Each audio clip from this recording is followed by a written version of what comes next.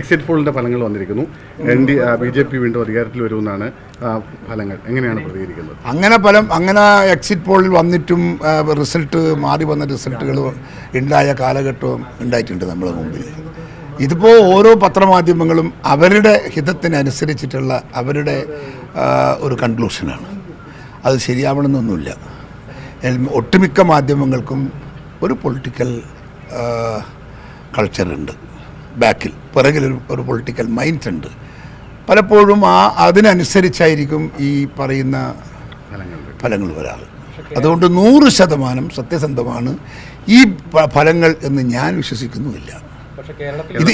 ഇതുപോലെ തന്നെ റിസൾട്ട് പ്രഖ്യാപിച്ച 2-3-4 ഇലക്ഷൻ നിങ്ങൾ പിറകോട്ടൊന്ന് പരിശോധിക്കുക, അതൊന്നും യാഥാർത്ഥ്യമായിരുന്നില്ല. അപ്പോൾ അതൊരു സത്യമാവണമെന്നൊന്നുമില്ല. അത് ഓരോ ആളുടെ കൺസെപ്റ്റാണ്. ആണ് ഞങ്ങൾ പറഞ്ഞു. ഇപ്പോൾ അവർ 18 പറയുന്നു. ഇപ്പോഴും ഞാൻ വിശ്വസിക്കുന്നു 20-20 ഞങ്ങളുടെ കയ്യിലുണ്ട് എന്നാണ്. ബി.ജെ.പി. അക്കൗണ്ട് തുറക്കുക? ഒരിക്കലും തുറക്കില്ല. ബി.ജെ.പിക്ക് ഒരു സാധ്യതയില്ല. ബി.ജെ.പിയെ ജനങ്ങൾ മനസ്സാ വാച കർമ്മണ സ്വീകരിച്ചിട്ടില്ല കേരളത്തിൽ. അതുകൊണ്ട് തന്നെ ഒരു കാരണവശാലും ബി.ജെ.പിക്ക് എൻട്രി ഇവിടെ കിട്ടില്ല. ആക്കാൻ ശ്രമിച്ചിട്ടുണ്ട് ഞങ്ങൾ. ആവില്ല എന്നുള്ളത് എണ്ണിട്ട് പറയാം.